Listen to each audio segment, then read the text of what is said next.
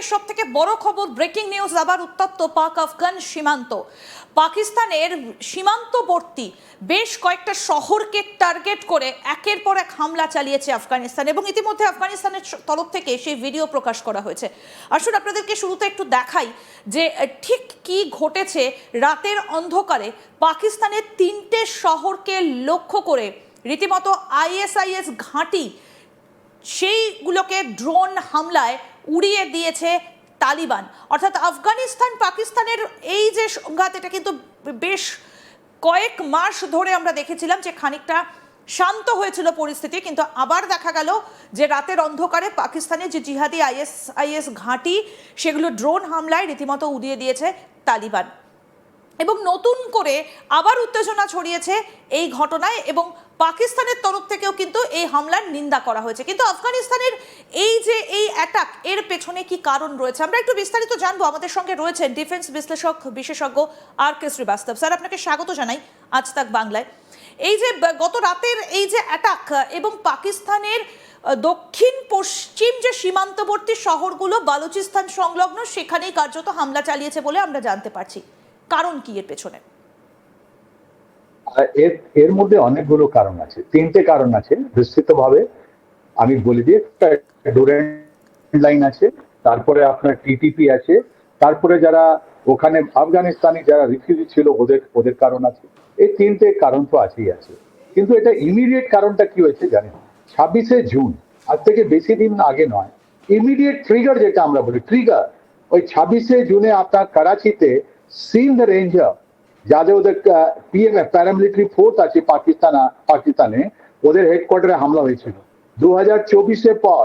এটা প্রথমবার হামলা হলো যেখানে আপনার সিন্ধ রেঞ্জারে অনেকগুলো লোক মারা যান, আর ওর মধ্যে ইন এক্সচেঞ্জ অফ ফায়ার যেটা হলো গুলি চলার এই ঘটনাতে আপনার 3জন যারা ওর উপরে হামলা চালিয়েছিল ওরাও নিহত হয়েছে, আর একজন ক্যাপচার হয়েছে।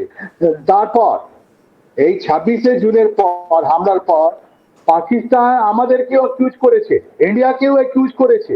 ইন্ডিয়ার উপরে বলেছে যে ইন্ডিয়া এটা করিয়েছে। ইন্ডিয়া বলেছে তোমাদের ইন্টারনাল ম্যাটারে আমাদের কোনো হাত নেই। আমরা স্পষ্টভাবে জানিয়ে দিয়েছি যে আমরা পাকিস্তান নয় যে অন্য কান্ট্রি, কোন দেশের একটা আমি রাষ্ট্রে বা মাঝখানে আপনার করি। এটা 26 তারিখে হয়ে গেল। 27-28 তারিখে বেশি দূর নয়, তার দুদিন পর পাকিস্তানি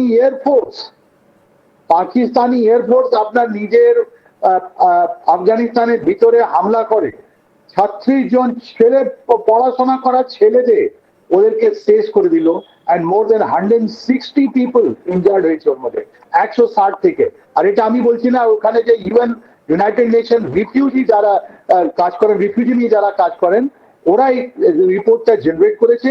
ওরা এখানে যতগুলো আপনার রিহ্যাবিলিটেশন প্রোগ্রাম আছে ওদের এটা করছে। তাহলে 26, 28 তারপর আফগানিস্তান বললো আমরা ছাড়বো না।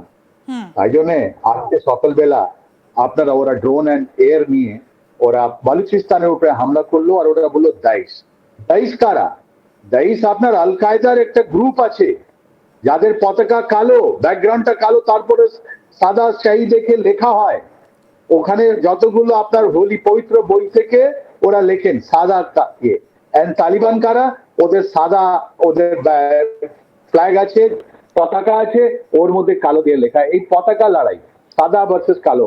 আফগানিস্তান মিনিস্ট্রি বলছে, আজকে ডিফেন্স মিনিস্ট্রি বলছে যে আমরা এই বালুচিস্তানের মধ্যে দাইশ, যেটা আইএসআই যেকে বলি, যারা আল কায়দা যারা আছে, ওদের ঠিকানায় আমরা হামলা করেছি, ওদেরকে নষ্ট করেছি। তো this is situation stand today.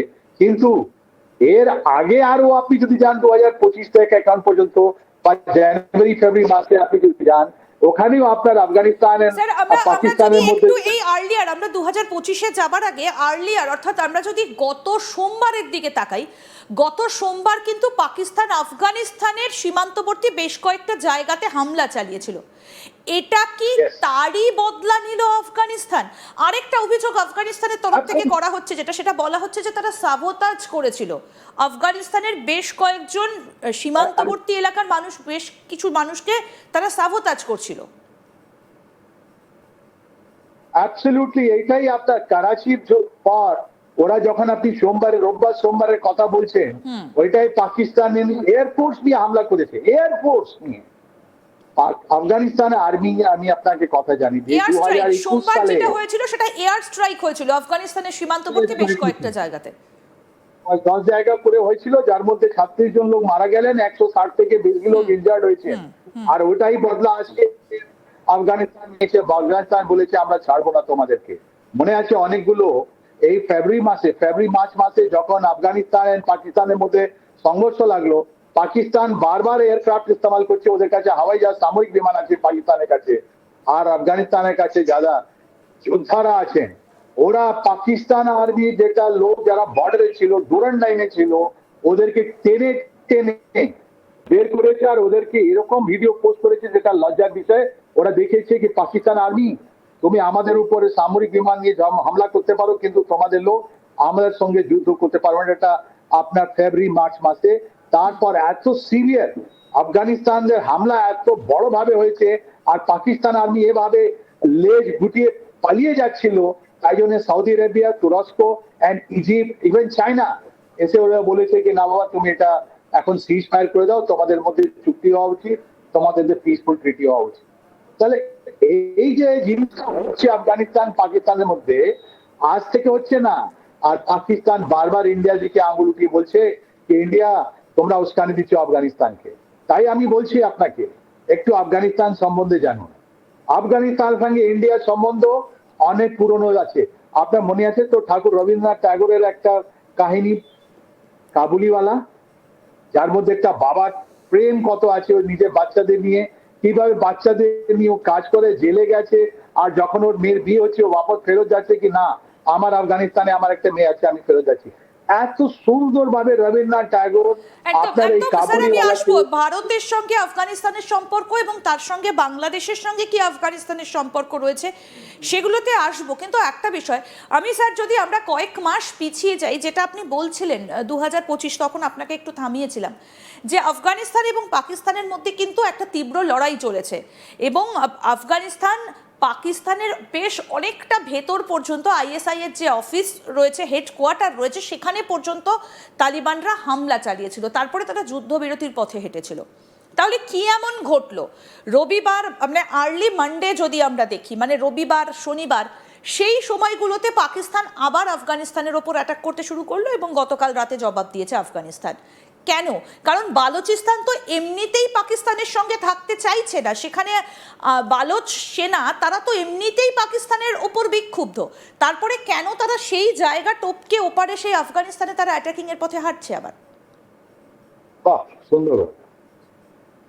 এর একটা ইন্টারনাল কারণ আছে, যে পাকিস্তানের মধ্যে একটা ইন্টারনাল পলিটিক্যাল কারণ আছে। ওখানে আপনার মনে আছে একটা ইমরান খান, উনি পাঠান,